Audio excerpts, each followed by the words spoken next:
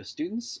This is Dr. Shell bringing you your lesson for this week, and we're going to be looking at the roots of spring. We're going to be looking at a variety of words that have some connection to the spring season, which we are finally in the midst of, and maybe it'll stop raining. It'll be nice soon.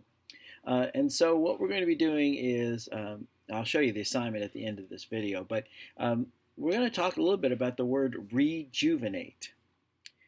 Rejuvenate is a combination word of various things in Greek and Latin that we have been studying. It has, and maybe you don't know what the word means, and we're going to take it apart a little bit so you can see how you can chop it into pieces. It has three parts: re, juve, and ate.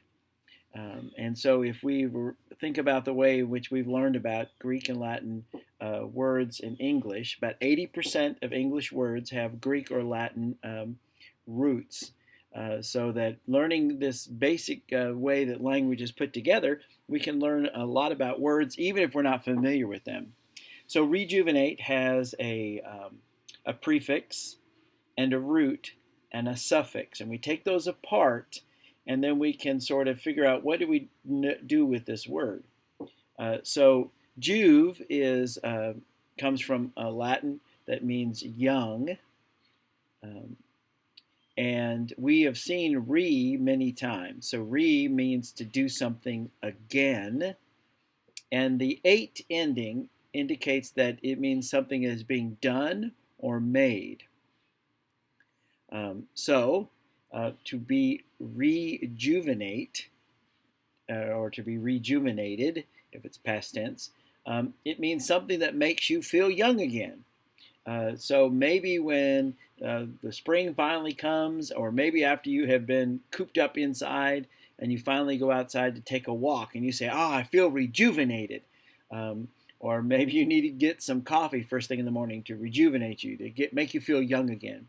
So it usually means something that makes you feel good and alive and active.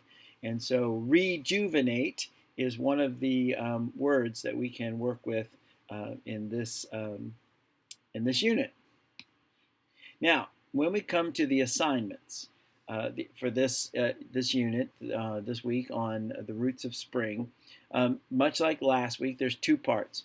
I have here 8 words that have a Greek or Latin foundation.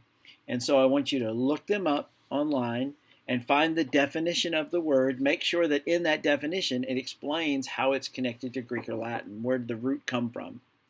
Once you have written the definition, then you're going to write an original sentence using that word, and in your sentence the word ascension has to be present. So if you say, when we finally get back to ascension, I will feel rejuvenated. So you want to include the word ascension in each sentence that you write. So you write the definition and then an original sentence for each of those 8 words. And then the final part of the assignment is going to be for you to write a short story about spring. And it can be pretty short. I've included a link. I want you to watch the video.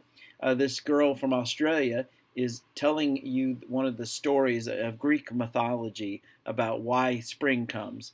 And maybe you've heard it before, maybe you haven't, but she's going to kind of walk you through it and telling you, for the Greeks, they had to have an explanation. Why is there this long period of winter when everything is dead and nothing grows, and then suddenly everything comes back to life? Everything is rejuvenated. So watch her video, and then I want you to write an original story of your own. You could create something that explains the origin of spring. Where did spring come from? Or you could just tell a story about why you like spring, what you do in the spring. Or you could do something about what spring looks like in your neighborhood, your garden, your backyard. So it's pretty wide open, but I want you to incorporate 3 of our words in your story. So of those 8 words, and you can even throw in rejuvenate if you like, you need to incorporate 3 of those in your story. And please underline it or highlight it. And I'm looking forward to see what you do creatively. So this is Dr. Shell. I'm out of here and looking forward to reading your short stories.